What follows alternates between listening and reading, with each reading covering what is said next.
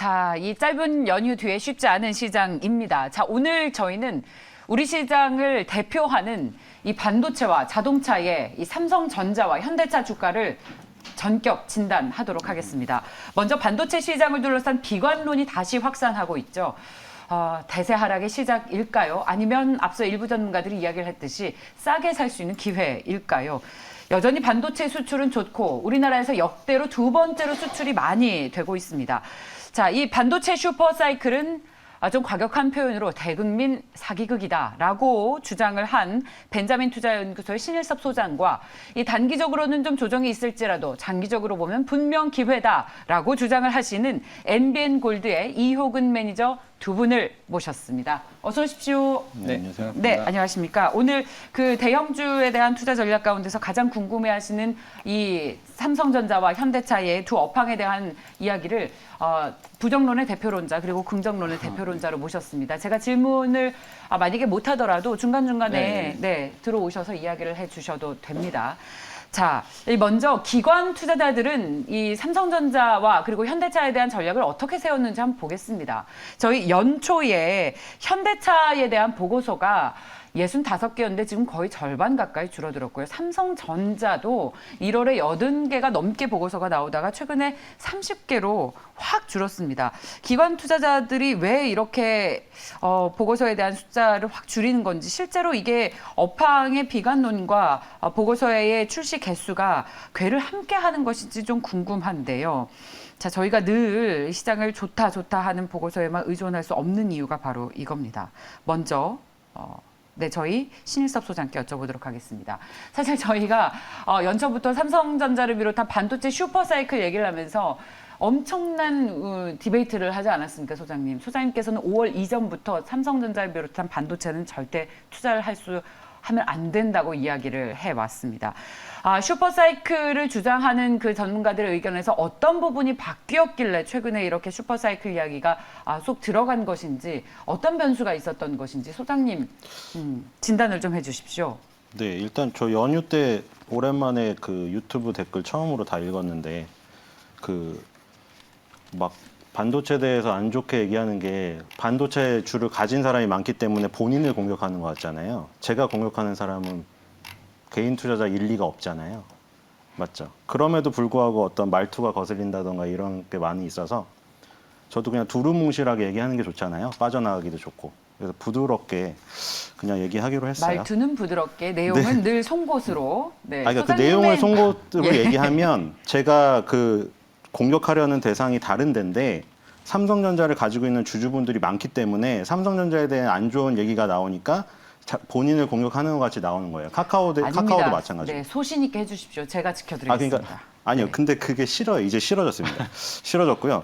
그냥 이제 당연 이럴 때는 그냥 제일 좋게 얘기할 수 있는 게 뭐냐면요, 응원해 주는 거예요. 그냥 여러분들 그냥 버티시면 됩니다. 삼성전자는 뭐 언제나 어려웠을 때 샀으면 다 좋아졌습니다. 소장님, 같이 지금 응원하는 게 댓글들이요. 좋고요. 소장님 스타일대로 하십시오. 소장님의 그 촌철살인을 듣고 싶어 하시는 분들이 많으니까.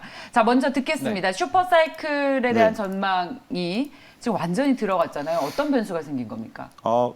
그러니까 변수가 생겼다기보다는 그거죠. 이제 96,800원 갈 때 막 이제 12만 원, 13만 원 부르면서 막 이제 너무 이제 열광적으로 해서 이제 주주분들이 다 가셔서 무조건 삼성전자 사달라고 계좌를 트고 이러셨던 과열 부분에서 이제 다 지금 안 좋은 상황이 된 거죠. 제가 보기에는 좀 조심스럽지만 한 최소 3년은 걸릴 것 같습니다. 일단 3년이 걸린다는 게 지금 주가의 일단 전고점을 다시 가려면 3년 정도의 시간이 필요할 것 같고요.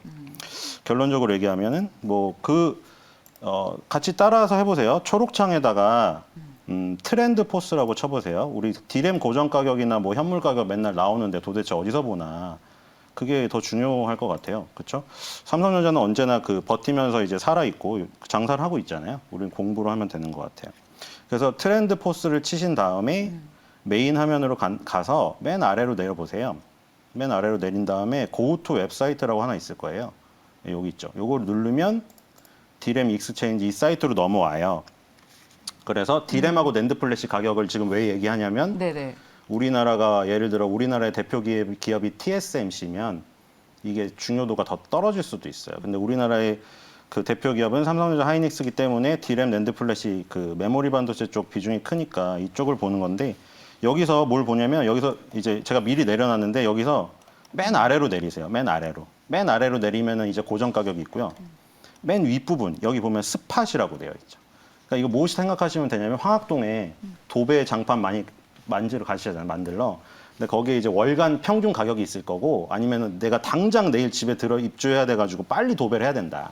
그럼 사장님한테 오늘 가격 얼마냐고 물어보잖아요. 오늘 도배 장판 가격은 다를 수가 있어요. 근데 그게 쌓이고 쌓이면 월간 평균 가격이 되는 거죠. 그러니까 스팟 가격이 내려가면 나중에 이 고정 가격에도 영향을 미쳐요. 근데 이제 대부분 언론에 나오는 건 고정 가격이에요. 근데 PC용 D램에서 지금 쓰이는 범용 제품이 DDR4로 시작합니다. 이건 규격이에요. 그래서 뭐 언론에 보면 DDR5로 이게 바뀐다, 뭐 바뀌는 시기가 왔다 이러고 있잖아요. 지금까지는 DDR4의 비중이 높고요. 그 중에 8기가짜리 보시면 돼요. DDR5 8기가 여기 있죠. 하이, 로우 빼고 에버리지 보죠. 4.1달러입니다. 여기. 이게 전월 8월 달하고 지금 4.1, 4.1 똑같습니다. 이게 어느 정도냐면 전에 7월 달에 전월 대비 6월 달 대비해서 7.8% 급등했어요. 그래서 4.1달러에 된 다음에 7, 8, 9가 지금 4.1달러로 PC용 D램 범용 제품 DDR4 8기가가 움직이지 않고 있어요. 여기서 반도체 고점론 나온 거고 그 다음에 낸드 플래시. 낸드 플래시는 보통 어디 쓰이냐면 메모리 카드나 이동식 저장 장치 USB. 여기에 들어가는 낸드 플래시 범용 제품은 MLC 128GB. 여기 보면은 낸드 플래시 128GB 맨 위에 있죠. 맨 밑바닥에 맨 윗상단에 있죠. 여기 에버리지 4.81로 되어 있어요. 이것도 7, 8, 9, 3개월 연속 4.81이에요. 그래서 이거를 보고 이게 평균 가격입니다. D램 범용 제품의 평균 가격, 낸드 플래시의 평균 가격이 7, 8, 9월 달 3개월 동안 계속 그 고점에서 똑같은 가격을 유지하고 있는데 여기서 10월, 11월, 12월 됐을 때 연말 수요라던가 내년 초의 수요가 지금 코로나가 굉장히 그 비대면 사회를 창출했을 때 이때 벌써 노트북 사고 막 USB 저장장치 사고 비대면 뭐 회의하고 화상 교육받고 이랬을 때보다 올라갈 건덕지가 없다. 그래서 여기 지금 이 보고 있는 이 사이트 D램 익스체인지라는 사이트에서 보고서를 내놔요.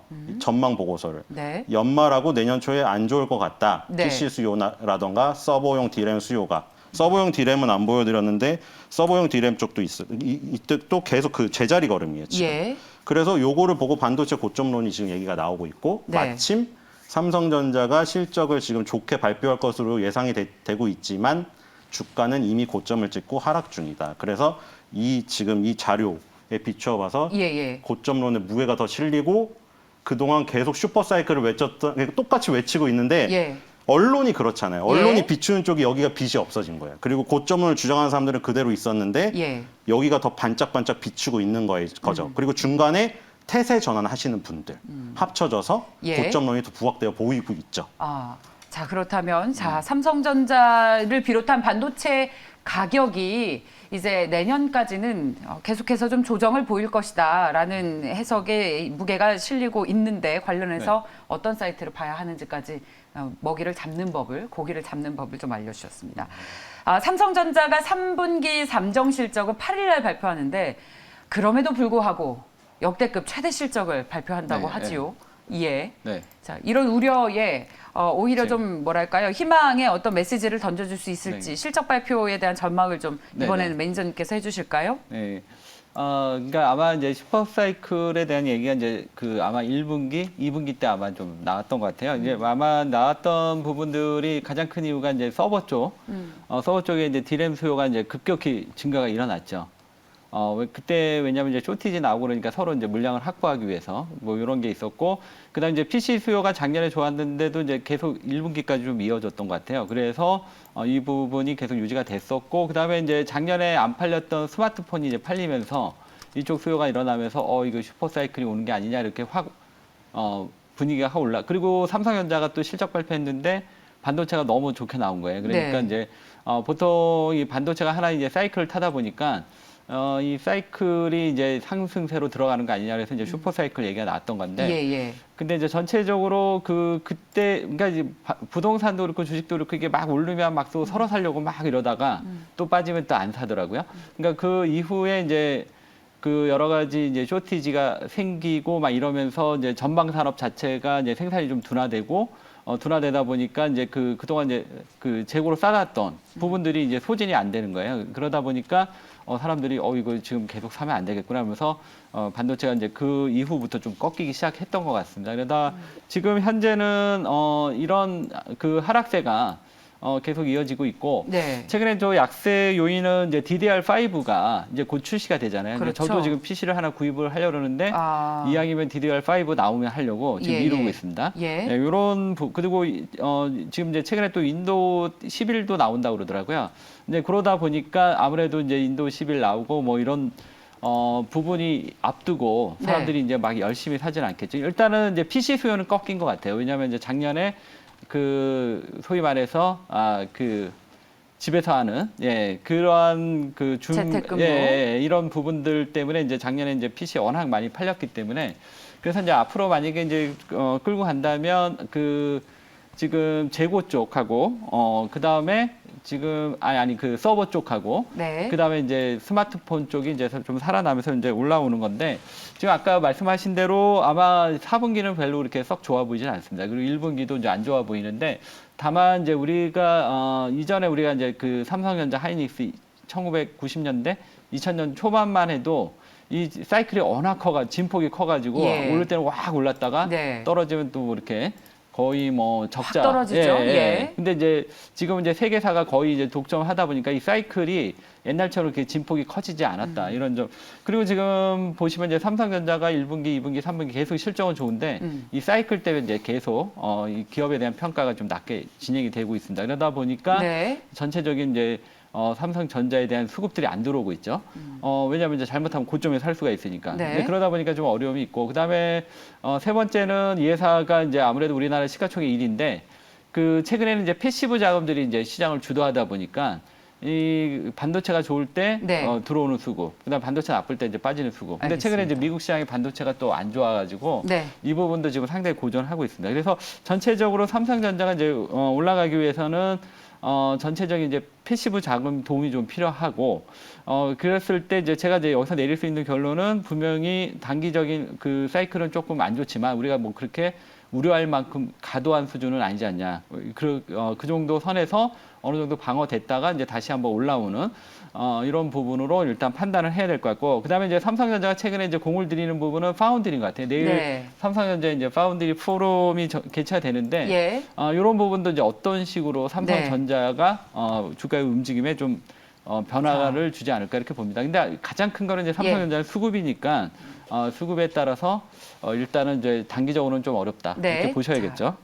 수급을 전망을 네. 하기 위해서는 그 수급을 이끄는 요인이 무엇인지도 네. 살펴봐야 되겠죠. 저희 메모리 가격과 관련해서 소장님과 조금 더 이야기를 나눠보고 싶습니다. 그 소장님께서 워낙 그 반도체 업황에 대해서 조심하라고 이야기를 하셨던 만큼 만약에 그 이야기에 귀 기울이셨던 분들은 손해를 좀 많이 줄이실 수 있었을 겁니다. 그런데 이 반도체 업계에 실제로 종사하는 분들은 어떻게 생각을 하는지 제가 주말 동안 좀 듣고 왔습니다. 소장님과 이야기를 하기 위해서. 먼저 첫 번째 반도체 가격입니다. 그 메모리 쪽에서는 가격이 떨어질지 몰라도 앞서 말씀하신 것처럼 그 요즘 그 전자제품 사양이 계속 좋아지지 않습니까? 하이엔드 쪽에서는 더 비싸고 새로운 메모리가 계속 나오기 때문에 반도체 가격이 떨어질 수가 없다.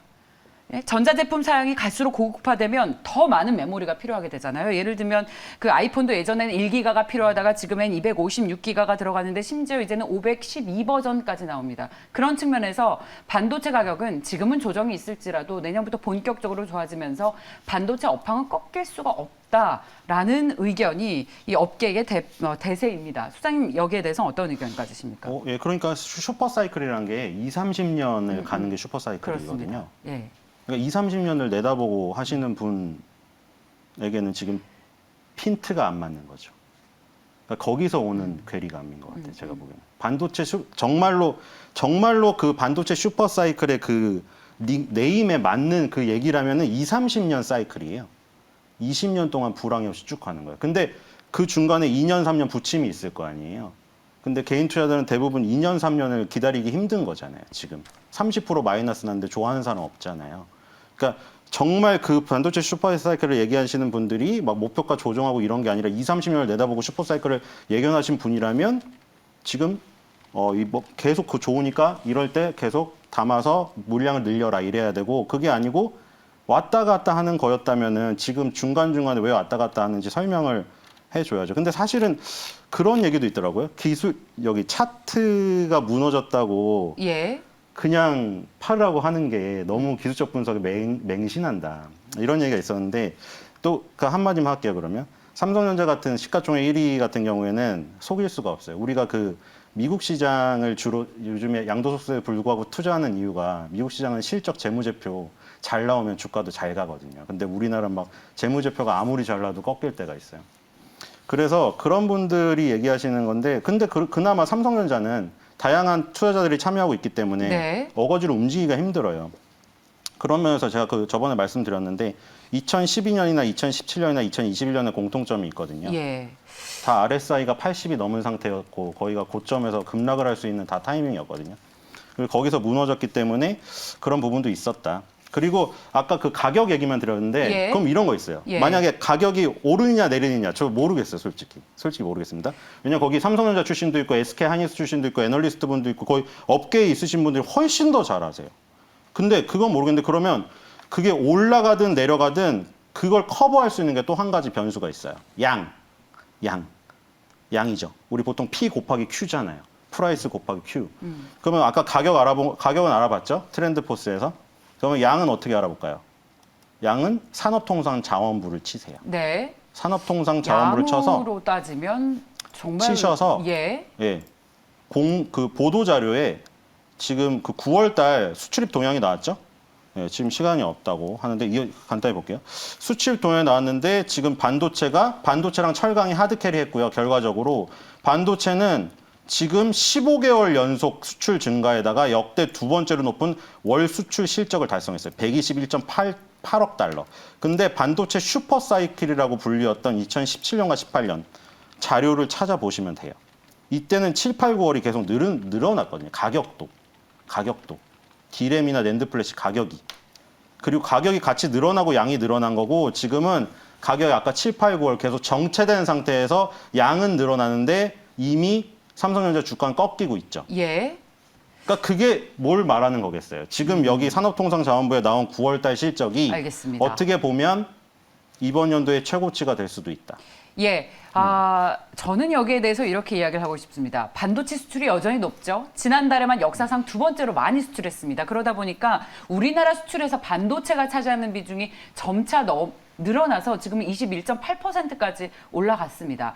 반도체는 워낙 이렇게 사이클링한 그런 업종이기 때문에 지금은 이런 하락의 사이클도 있고 우리는 다가올 또 새로운 사이클을 대비해야 하는 그런 시점이 아닌가라는 생각도 하고 있습니다. 자, 본격적인 하락의 시작인지 아니면 우리가 흔히 이야기하는 그야말로 싸게 살 수 있는 기회인지에 대해서 고민을 하기 위해서 긍정론과 부정론 사이에서 저희 다양한 의견을 들어보고 있습니다.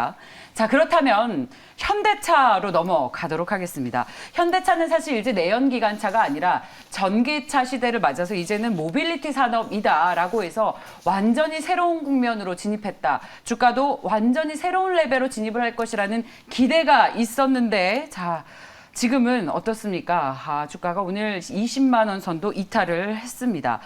자, 먼저 이 부분은 저희 매니저님께 여쭤보도록 하겠습니다. 현대차는 이 떨어질 이유가 또 없어 보입니다. 전기차뿐만 아니라 수소차 시대도 연다고 했는데 주가는 왜 이렇게 계속해서 고점을 낮추고 있는 겁니까? 생태계 판도를 변화시킨다더니 주가는 왜 전혀 반영을 못하고 있는 겁니까?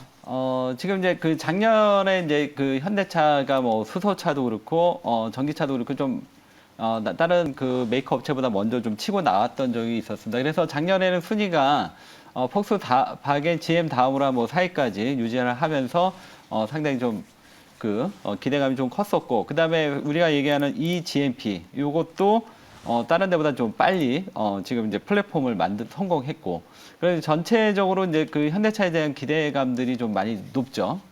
근데 일단 이제 최근에 이제 그 자동차가 빠지는 이유는 일단은 차량용 반도체가 이제 쇼티지가 나타나다 보니까 일단은 여기서 약간 이제 현대차의 이제 작년 대비해서 조금 생산량이 좀 많이 조금 줄었고요. 물론 이제 제네시스로 좀 잘 나가고 있더라고요.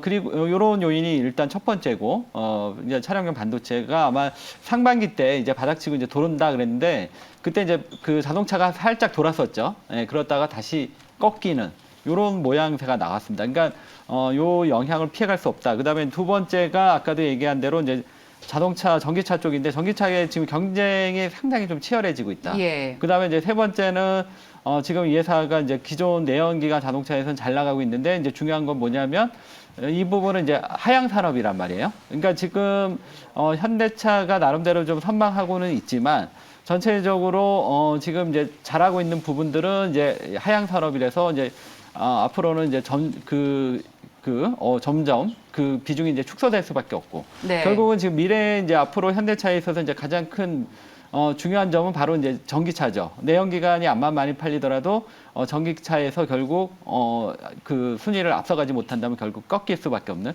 그러니까 이런 종합적인 부분들이 지금 현대차가 결국 약세로 갈 수밖에 없고 두 번째 요인을 말씀을 드린다면 바로 이제 시장 상황이죠. 시장이 안 좋을 때는 안 좋을 때는 호재보다 악재가 더 많이 반영이 되죠. 그러니까 지금은 오히려 이제 현대차의 부정적인 측면이 더 부각이 되는 이런 측면입니다. 그러다 보니까 결국은 현대차가 지금 약간 고전할 수밖에 없지 않나. 근데 이런 부분도 지금 이제 주가가 많이 빠졌으니까 결국은 이제 나중에 시장이 돌아서고 전체적인 이제 그 분위기가 좀 바뀐다면 약간의 이제 바뀔 수는 있다. 그렇지만 이제 지금 현재는 시장이 어디까지 그 안 좋은 상황이니까 일단은 다소 보수적이다. 그렇지만 이제 긴 호흡에서는 좀 다른 관점도 생각해 볼 수 있다. 이렇게 말씀드리겠습니다. 자동차도 이 반도체가 부족해서 차 못 네. 파기 때문에 그런 부분이 가장 주가의 발목을 잡는 요인이 될 것이라고 시장 전문가들이 분석을 했는데요.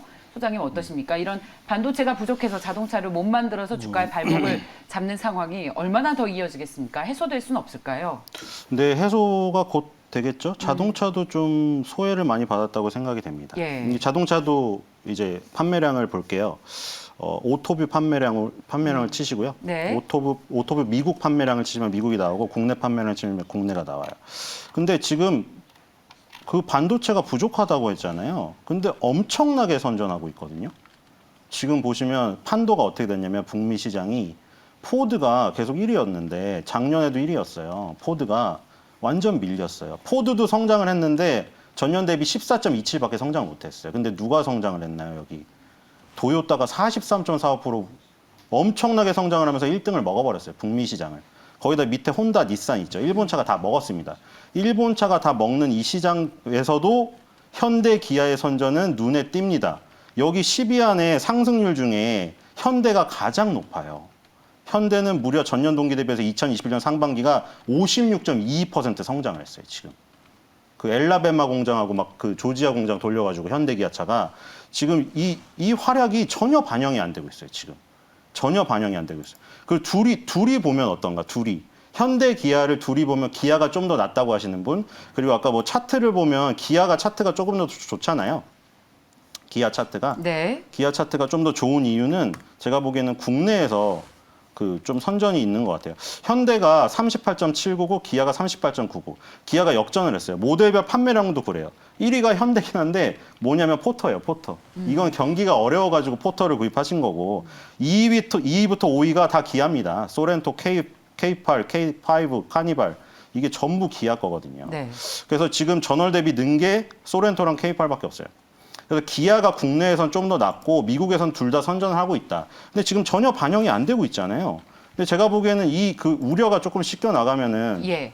오를 수 있지 않을까 이런 생각이 들어요. 왜냐하면 네. 지금 세계적인 자동차 회사들 주가는 꺾이지 않았거든요. 알겠습니다. 예를 들어 GM이나 포드 같이 지금 그 점유율이 깎인 업체들 주가는 내려갔느냐. 제네럴 모터스나 포드 같은 경우는 10개월 선을 지키고 있거든요. 현대 기아만 10개월 선이 무너졌어요. 지금 우리나라는 시장이 약해서 이런 것 같고 테슬라는 오히려 정고점을 향해서 가고 있죠. 예, 잘 알겠습니다. 자, 소장님께서 대표 종목인 삼성전자는 시간이 좀 오래 걸리겠지만 현대차는 곧 기회가 올 것이라는 이야기를 해주셨네요. 자, 삼성전자와 현대차에 대한 두 분의 다양한 의견을 들어봤습니다. 도움 많이 되셨습니까? 혹시 이와 관련해서 또 궁금한 업종이나 종목이 있다면 저희 게시판에 올려주십시오. 적극적으로 반영해서 프로그램 제작하도록 하겠습니다.